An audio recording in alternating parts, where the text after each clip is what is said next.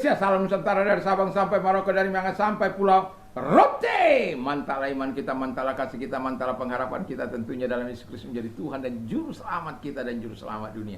Jangan katakan bahwa Yesus bukan Tuhan, jangan katakan pula bahwa Yesus bukan Juru Selamat. Dia adalah Tuhan, Dia adalah Juru Selamat. Kalau engkau percaya engkau akan diselamatkan, kalau tidak percaya engkau akan dihukum. Kisah Yohanes 3 ayat 36. Karena Yesus sudah berkata, akulah jalan dan kebenaran dan hidup. Akulah jalan dan kebenaran dan hidup, tiada seorang pun sampai kepada Allah kalau tidak melalui aku. Mantap. Dan Rasul Petrus dalam Kisah Rasul 4 mengatakan 4 ayat 12, dan keselamatan tidak ada dalam siapapun juga selain dalam Dia Yesus, karena di bawah kolong langit tidak ada nama lain yang diberikan kepada manusia yang olehnya kita diselamatkan. Jadi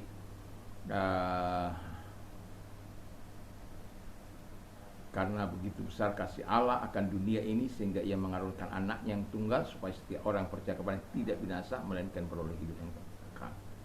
Dengan hati percaya engkau dibenarkan, dengan mulut mengaku engkau diselamatkan oleh Rasul Paulus melalui Roma 10 ayat 9 dan 10. Semoga Tuhan membuat kita milih yang terbaik. Doa dan harapan saya, kekuatan Tuhan, kekuatan firman, kekuatan Roh Kudus, kekuatan doa, kekuatan iman senantiasa menyertai setiap kita. Puji nama Tuhan. Dan sebelumnya kita berdoa di malam ini, saya mengucapkan selamat malam. Kalaupun kita sedang rehat, kita rehat sambil mendengarkan firman Allah yang saya ambil di dalam Matius 11 ayat 28. Sebelumnya kita berdoa. Terima kasih Engkau mengundang kami datang kepadamu dengan segala persoalan kami. Dalam nama Yesus, haleluya. Amin. Matius 11 ayat 28. Satu ayat saya akan bacakan kepada kita. Marilah kepadaku semua yang letih lesu dan beban berat, aku akan memberi kelegahan kepadamu. Jadi datang kepada Tuhan dalam segala masalah. Karena ada janji Tuhan. Tema kita adalah datang kepada Tuhan dalam segala persoalan kita. Jadi karena Tuhan sudah berjanji, kalau engkau datang dengan segala beban beratmu, dengan segala persoalanmu, dengan segala keadaanmu, dengan segala kesulitanmu, dengan segala penderitaanmu, Dia berjanji Dia akan memberikan kelegaan. Nah, bagaimana supaya kita menikmati kelegaan ini dalam hidup kita? Yang pertama kita harus lakukan adalah mari kita meningkatkan jam-jam doa kita. Jadi jam-jam doa kita harus kita tingkatkan supaya apa? Kekuatan Tuhan mengalir dalam kehidupan kita. Kita sudah tahu Pak, Yohanes 15 ayat 7 itu. Dan jelas Alkitab mengatakan bahwa ketika kita if you abide in me and my words abide in you, you will ask what you desire and it shall be done for you. Jadi jika engkau tinggal di dalam aku dan firmanku tinggal dalam kamu, mintalah apa saja yang kau minta, yang kamu inginkan, maka hal itu akan diberikan kepadamu. Itu janji Allah. Dalam dalam Matius 11 ayat 24 dikatakan dengan jelas di sana bahwa ketika kita berdoa, apa saja yang kita doakan, percaya bahwa engkau sudah menerimanya, maka hal itu akan diberikan kepadamu. Orang meminta menerima, orang mencari mendapat, orang yang mengetuk pintu dibukakan baginya. Matius 7 ayat 7. Dan janji Tuhan ini Dia katakan supaya kita mau meningkatkan jam-jam doa kita di hadapan Tuhan, supaya kita mendapatkan pertolongan yang nyata, bukan sekedar, tetapi sungguh-sungguh pertolongan yang datangnya dari Tuhan, yang datangnya dari kebaikan Tuhan, yang datangnya dari anugerah Tuhan. Jadi datang kepada Tuhan saat engkau mengalami masalah, supaya engkau menikmati kelegaan pembebasan. Tingkatkan jam-jam doa kita di hadapan Tuhan, supaya engkau melihat hal-hal besar yang akan Tuhan lakukan. Kita sudah melihat bagaimana pahlawan-pahlawan iman. Kita sudah melihat bagaimana orang-orang yang berdoa. Sebut saja Sadrak, Mesak, Abednego dan Daniel yang keluar dari lubang singa, walaupun dari dapur api, walaupun diberikan kesempatan untuk menyangkali Allahnya. Karena tidak mungkin ada orang Allah yang akan bisa menyelamatkan mereka dari tangan Firaun. Dan kalau mereka menyembah patung buatannya Firaun, maka mereka akan diselamatkan. Tetapi mereka lebih memilih untuk bersama dengan Allah. sekalipun Allah yang kami sembah tidak sanggup menjawab doa kami, ketahuilah Tuanku Raja, kami sekali-kali tidak akan menyembah patung buatan raja. Wih, marah sekali, murka sekali.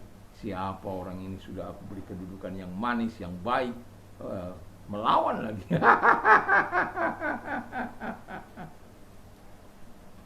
Ini orang apa? Orang yang memegang perkataannya. Dia tidak hidup sembarangan. Yang hari ini A, besok B. Yang hari ini aturannya A, dia buat besok B. Enggak konsisten. Ketika Anda berbuat seperti itu, ada banyak orang-orang yang Anda lukai. Jadi jangan melakukan hal seperti itu. Makanya kita perlu meningkatkan jam-jam doa kita supaya apa? Kita bukan manusia yang inkonsisten, tapi manusia yang konsisten supaya apa? Kemuliaan dinyatakan kepada Allah. Yang kedua kata firman Allah adalah, mari kita tingkatkan iman kita kepada Tuhan. Ya. Iman timbul dari pendengaran firman Kristus. Pertanyaan saya, seberapa banyak kita mendengarkan firman Allah? Yang paling penting itu adalah ketika Anda membaca firman Allah itu, memperkatakannya. Telingamu mendengar, imanmu timbul. Pertanyaan saya, ketika engkau membaca firman Allah itu, apakah imanmu bertambah atau tidak? Kalau imanmu tidak bertambah, something wrong. Ada sesuatu yang salah di sana. Karena firman Allah katakan, kalau engkau mendengarkan firman Allah, imanmu bertumbuh. Iman timbul dari pendengaran firman Allah. Koyak aja kalau enggak terjadi itu. Tapi masalahnya adalah ada banyak orang-orang sehingga imannya tidak meningkat karena dari pendengaran firman Allah, karena menyimpan sesuatu dosa dalam hidup mereka, kejahatan dalam hidup mereka, kemunafikan dalam hidup mereka, kepura-puraan dalam hidup mereka, sandiwara, pencitraan, tidak dengan tulus hidup di hadapan Tuhan, tidak dengan benar hidup di hadapan Tuhan, sehingga firman itu hanya masuk kiri, keluar kanan. Tapi kalau betul-betul kita dengan situasi yang sadar dalam ketaatan kita kepada Tuhan, iman itu akan timbul dan itu akan meningkat.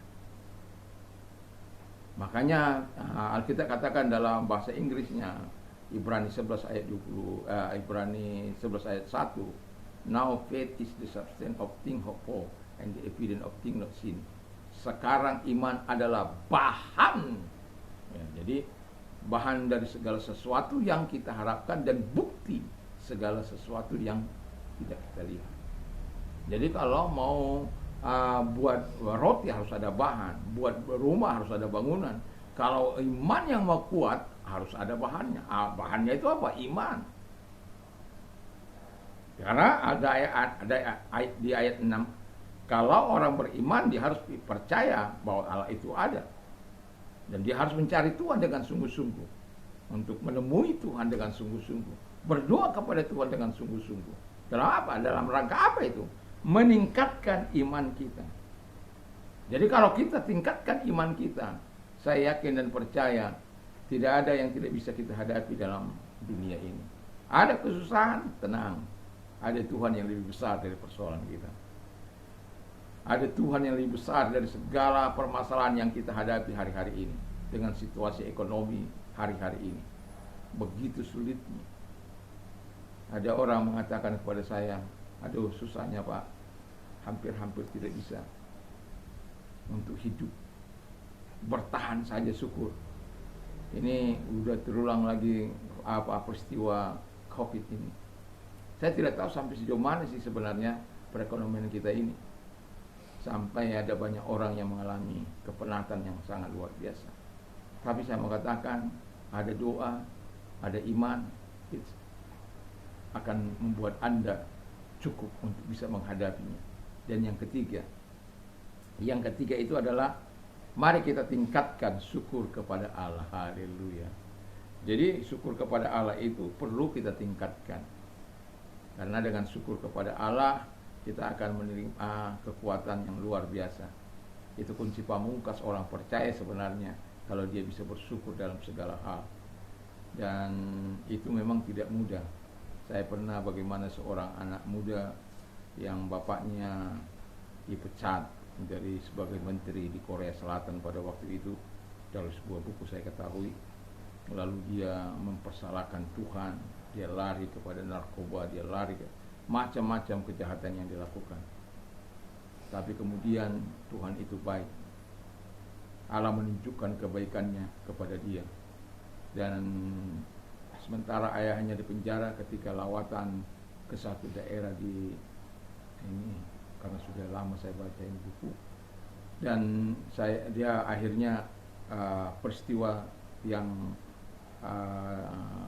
jelek terjadi, di mana posisi yang menggantikan dia itu yang seharusnya ayahnya ada di situ, tapi kemudian mati karena serangan bom itu. Jadi yang mau saya katakan adalah, kalau nggak salah itu di Laos atau Birma itu Laos juga ya, saya jadi akhirnya di Amerika dia bertobat dan sekarang menjadi melayani Tuhan. Satu hal yang tidak bisa kita duga, tapi bersyukur itu penting. Mungkin orang bilang, bagaimana bisa bersyukur bapaknya dipecat, akhirnya dia terlunta-lunta sekolahnya, kuliahnya. Bagaimana kita bersyukur? Selalu ada rencana Tuhan, selalu ada kebaikan Tuhan bagi orang-orang yang tak bersyukur. Karena apa? Tuhan kan katakan, marilah kepadaku hai kamu yang letih sudah beban berat, aku akan memberikan kelegaan baru. Datang saja sama Tuhan. Datang ya, jangan hanya diam aja gitu. Datang berdoa, datang dengan penuh iman, dan datang dengan ucapan syukur. Saya yakin Tuhan menolong saya yakin Tuhan membela saya yakin Tuhan. Saya bersyukur karena Tuhan baik. Belum saya dapat, tapi saya percaya. Makanya sering saya katakan 1000 ucapan terima kasihku kepada Tuhan dan 10 pujianku kepada Tuhan. Dan saya mau katakan bahwa itu harus kita lakukan. Supaya apa? Supaya kita betul terkoneksi terus dengan surga, terkoneksi terus dengan Dia, dengan kebenaran, dengan terkoneksinya hidup kita, di pikiran kita, di hati kita, ada firman, ada Dia, ada Roh Kudus yang terus akan menolong kita, membantu kita untuk terus bisa mengandalkan Dia di dalam setiap permasalahan kita. Anda berbeban berat, jangan tanggung sendiri. Yesus sudah menanggungnya. Dan serahkan itu, kau akan dilegakan. Mari kita berdoa. Terima kasih Tuhan Bapa di surga bahwa Engkau melegakan kami. Dan kalau ada yang sakit, saya mau perintahkan dalam nama Yesus, segala sakit penyakit yang mereka miliki, aku perintah keluar dalam nama Tuhan Yesus. Dan oleh biru-biru mereka sembuh, oleh kuasa mereka sembuh, oleh jamahan mereka sembuh. Terima kasih. Kalau engkau mengalami masalah beban berat, datang kepada Tuhan. Apapun beban beratmu, dosakah itu, kejahatanKah itu yang membuat engkau berbeban berat, atau masalah ekonomi, usaha, pekerjaan, datang pada Tuhan dalam nama Yesus. Kalau engkau orangnya, angkat kedua belah tanganmu. Mari kita berdoa. Tuhan, Kau yang berjanji akan menegakkan kami dengan kami datang kepadamu. Tuhan, tolong mereka-mereka yang mengangkat tangan kepadamu, menyerahkan diri kepadamu dalam nama Yesus. Tuhan, pertolonganmu selalu datang tepat pada waktunya kepada mereka, untuk kami mengalami kelegaan Tuhan, mengalami pertolongan Tuhan. Terima kasih buat kebaikan-Mu, terima kasih buat kasih sayang. Dalam nama Yesus kami berdoa, haleluya, amin. Tuhan Yesus memberkati malam ini. Ketika mau tidur, jangan lupa baca firman dan berdoa, dan renungkan firman Allah dan perkatakan firman Allah. Mantap, mantap.